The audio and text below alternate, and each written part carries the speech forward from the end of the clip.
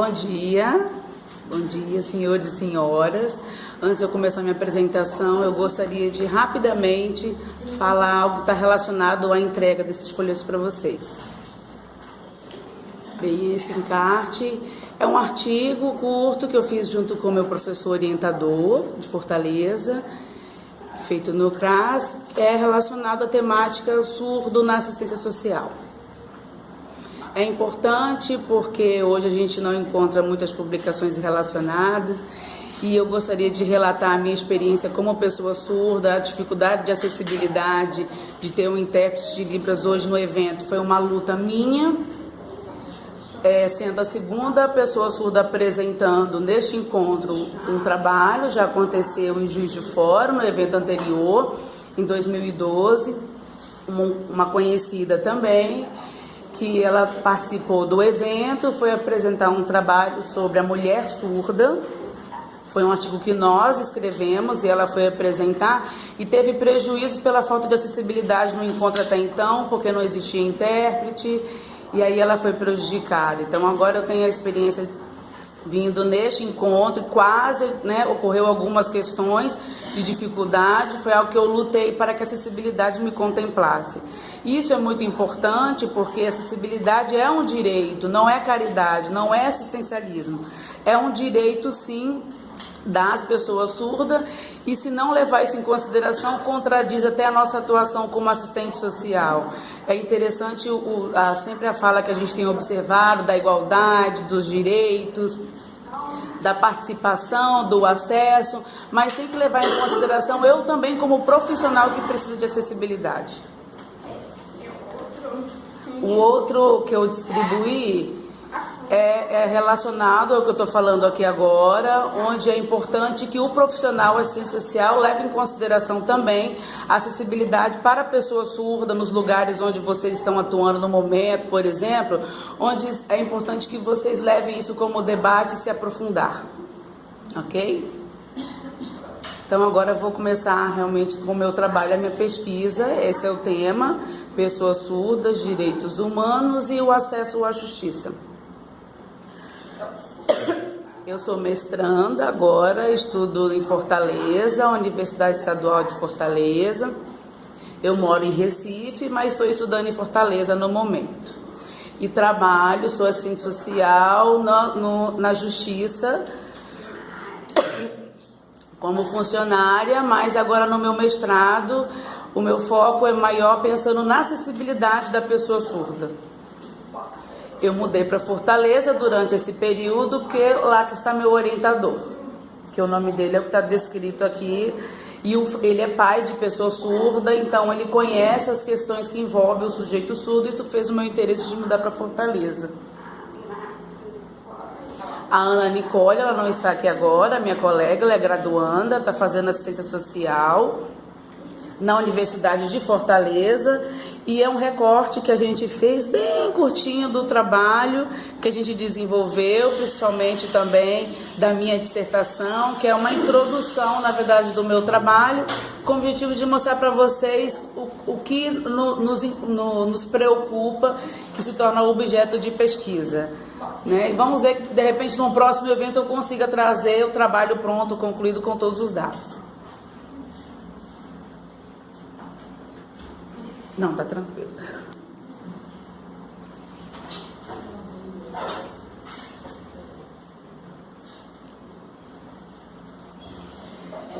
Bem, a minha pesquisa, a minha dissertação, a introdução dela tem esse foco, fazer um trabalho comparativo, ali comparado entre Fortaleza e Recife, quando a gente fala de acessibilidade para a pessoa surda. Hoje eu vou apresentar apenas uma introdução dessa pesquisa, Eu estou muito contente que o Jefferson está aqui agora, porque o Jefferson, ele está na minha pesquisa, ele faz parte das minhas referências, e eu gostei muito da apresentação dele. Então eu não preciso falar mais, porque ele já foi muito claro e conseguiu contemplar o que eu precisava aqui. Eu sou muito orgulhosa e feliz por isso. Qual é o objetivo da minha pesquisa? É lógico que está relacionado à materialidade, e principalmente do que acontece como obstáculo dentro na área jurídica, na justiça, onde a gente observa quando o surdo, ele, para ter acesso a esse espaço, ele não tem intérprete ou tem intérprete, e aí a gente tem vários eixos e que fazem parte desse processo de acessibilidade desse sujeito. Então, é importante, antes de eu começar a deixar alguns pontos, né, trabalhar algumas questões claras, quando a gente fala da surdez, o que que significa isso, e aí a gente tem dois viés, né, o que que significa a surdez, que ela tem um olhar ali, uma linha, que tem um olhar patológico, que no objetivo é fazer uma adaptação para que o sujeito consiga ouvir, então entra as questões de aparelho, o estímulo à fala. Geralmente as pessoas dizem assim, ah, mas você faz leitura labial, eu digo, não, eu consigo, mas não necessariamente 100%. Algumas questões eu consigo fazer leitura labial, outras não. E algumas pessoas, não, mas se você faz leitura labial, você tem que se esforçar para dar conta de tudo. Não, mas o meu direito é ter acessibilidade por meio da língua de sinais, isso é ponto. A leitura labial, ela tem limitações e restrições, o que não é possível na língua de sinais. Então, nessa perspectiva clínico-patológica, é assim que é vista a pessoa com surdez, né, nomeada de pessoa com deficiência auditiva, relacionado ao sentido de deficiente, como pessoa que tem uma deficiência, que tem algum defeito, que daí não pode trabalhar, não pode ser atendido, aí sempre tem aquele olhar de tratamento, olhando ele com defeito, que precisa consertar esse defeito. Nesta perspectiva patológica, a gente encontra muito essa visão na sociedade. Mas a outra perspectiva é uma perspectiva social, onde vê a pessoa surda que tem a sua diferença linguística, que não é linguagem, é língua brasileira de sinais. Pronto, é uma língua que às vezes as pessoas falam que é linguagem, que é igual à língua portuguesa, e não é, diferente da língua portuguesa, que possui uma gramática independente, uma estrutura independente. Ela é pronta. Algumas pessoas acham que língua de sinais é mímica, é gesto, não, ela é uma língua. Então, dentro deste trabalho, nessa pesquisa, a perspectiva utilizada é a perspectiva social do surdo como sujeito que tem direitos linguísticos, mas a gente tem uns entraves quando isso não é contemplado. A gente sabe que existe hoje, por exemplo, legislações de documentos institucionais e oficiais, a Convenção dos Direitos da Pessoa com Deficiência, por exemplo, né, que trata como a sociedade deve atender esse sujeito hoje.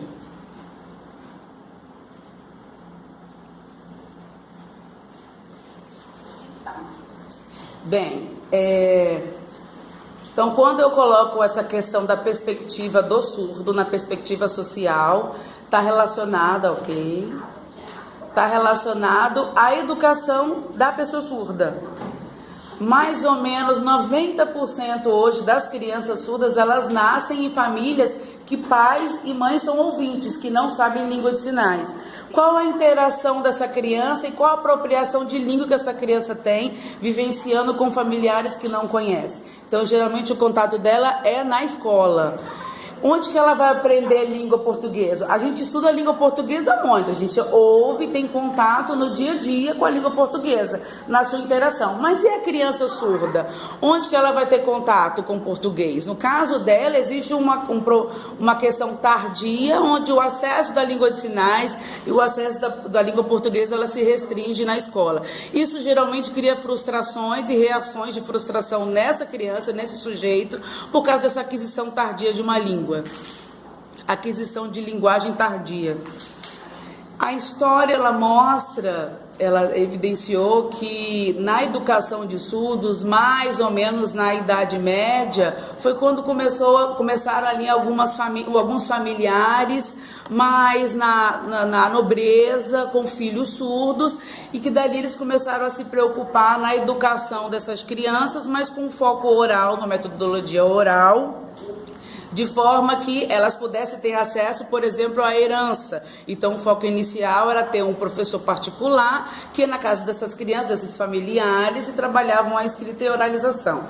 Depois, com o tempo, na França, um professor, ele criou uma escola de surdo. A primeira escola de surdo, mais ou menos ali, durante a Revolução Francesa. Então, vocês conseguem entender até o porquê da criação dessa escola e o contexto histórico, né? Ali foi a primeira escola de surdos na França, onde utilizava a língua de sinais.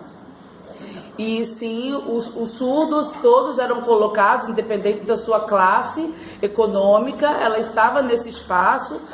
E aqui no Brasil a gente teve essa influência francesa. A gente tem hoje no Rio de Janeiro o Instituto Nacional de Educação dos Surdos, que foi criado em 1588, foi sim na época de Dom Pedro, que no caso convidou um francês para vir, e a gente tem essa influência francesa na educação dos surdos hoje no Brasil. Olhando para a nossa realidade brasileira e também da história, a gente percebe o desenvolvimento da língua de sinais, onde a gente sai de um período onde a pessoa surda é exigido que ela oraliza, daí aprende a língua de sinais, mas que no passado, no Congresso de Milão, em 1800, foi proibido o uso da língua de sinais no mundo. Isso não foi específico aqui no Brasil, foi no mundo proibido o uso da língua de sinais, devido à perspectiva clínico-patológica, lógico que teria, né, um interesse econômico nesse sentido, na venda de aparelhos, porque até então eles achavam que poderia consertar a pessoa surda dando aparelho, e aí a gente observa a influência do capitalismo nesse sentido, onde todo mundo que usava a língua de sinais era proibido, e daí era feito cirurgias e uso de aparelhos para tratar esse defeito, vamos dizer assim.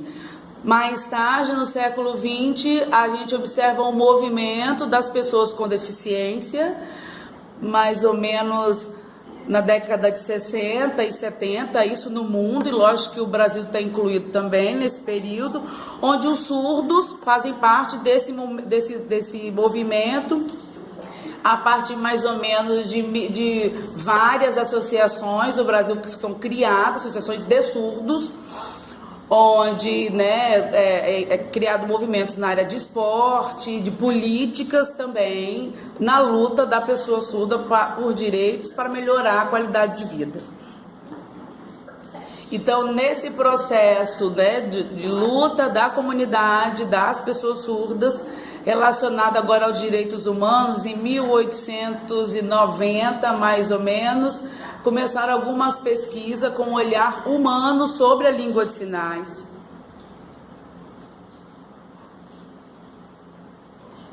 Essa obra é de uma surda dos Estados Unidos, onde ela apresenta ali a questão da audição, percebem? Olha, a audição e o olho, o mundo do ouvinte que precisa ouvir e falar e do surdo que precisa ver e sinalizar. É como se ele tivesse dividido aí nessa dicotomia dessas duas experiências. O Jefferson mostrou a partir de alguns decretos exatos. E aí, o que eu apresento são várias leis que mostram os direitos da pessoa com deficiência, e lógico, incluindo a pessoa surda também. As pessoas acham que, por exemplo, quando a gente fala da inclusão e acessibilidade é algo novo, não é algo novo. Se vocês observarem, por exemplo, na Constituição Federal, ela fala lá da importância da integração, de direito do sujeito. A gente tem a Lei da Língua Brasileira de Sinais, né, que ela é de 2002, tem um decreto que regulamenta a lei, que ela é de 2005, e tem a Convenção dos Direitos das Pessoas com Deficiência, que é muito importante considerar, porque o foco é alinhar a Constituição Federal, principalmente com as metas ali descritas. E a última legislação, a LBI, a Lei Brasileira de Inclusão, que ela é de 2015.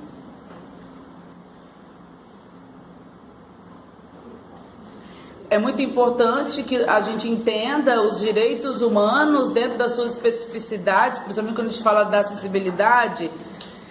Quando a gente fala de direitos humanos, a gente está falando de acessibilidade, a gente fala de acesso, a gente fala da saúde, mas a gente não leva em consideração que a acessibilidade para as pessoas com deficiência também é um direito humano, faz parte dos direitos humanos. Então, a minha pesquisa, ela tem como foco as barreiras na comunicação e informação, onde o sujeito surdo ele vai para aquele espaço e ele não consegue se comunicar. Aí existe uma barreira.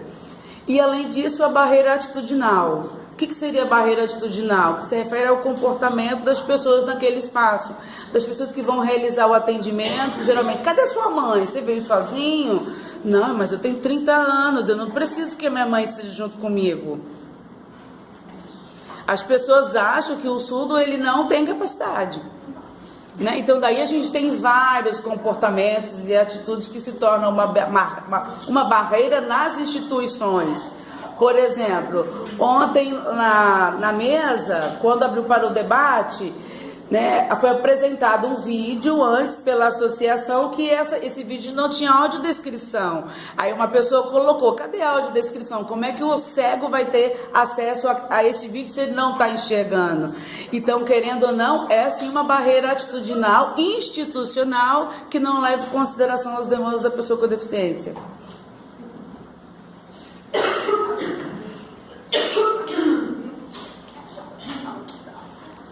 Existe uma resolução, né, na área jurídica nacional que fala da importância de estar linkado com a Lei Brasileira de Inclusão, onde diz que 5% dos funcionários nessas instituições precisam saber língua de sinais para se comunicar. É diferente, não está exigindo que eles sejam intérpretes, mas que eles consigam dar conta de se comunicar em língua de sinais. Por isso que é necessário formações, né, e que o processo eletrônico seja acessível em língua de sinais para contemplar esses sujeitos e que, lógico, tenha profissionais tradutores e intérpretes de Libras. É muito triste, porque o que eu estou colocando para vocês aqui não é uma realidade hoje, são poucos lugares no Brasil, eu estou pesquisando alguns que a gente tem essa estrutura, mas em outros existe um problema muito grande na questão de ter o profissional tradutor e intérprete habilitado para isso. Na minha conclusão agora, conforme o colega colocou, o Jefferson também, hoje quando a gente fala do cidadão e a gente vê várias barreiras no processo de emancipação desse sujeito como direito humano, e que nós, o movimento surdo, a gente fala muito da sociedade, do movimento da sociedade de luta, mas temos que lembrar também que existe o movimento das pessoas surdas por direitos, né? Para que esses direitos contemplem, às vezes a gente tem, como vocês colocaram, um avanço, mas também um retrocesso. E a importância, agora para finalizar, deste tema como pesquisa, que principalmente a gente precisa ampliar dentro da sociedade, dentro do campo da assistência social, porque às vezes isso fica um pouco restrito e as pessoas acham que não é um tema importante para ser discutido. Porque é o meu esforço, a minha dedicação neste momento é que esse tema seja aprofundado e dialogado. Não significa, eu preciso ajudar a pessoa com deficiência, tadinho. Não, é direito dele como pessoa, como sujeito. Tanto que a minha camisa aqui, ela tem essa descrição que é algo de empoderamento. Não é um assistencialismo, não são trabalhos de assistencialismo. Então, eu termino aqui a minha fala. Se vocês desejarem perguntar alguma coisa, essas são as referências e depois a gente pode ter contato por e-mail para conversar sobre o assunto. Obrigada.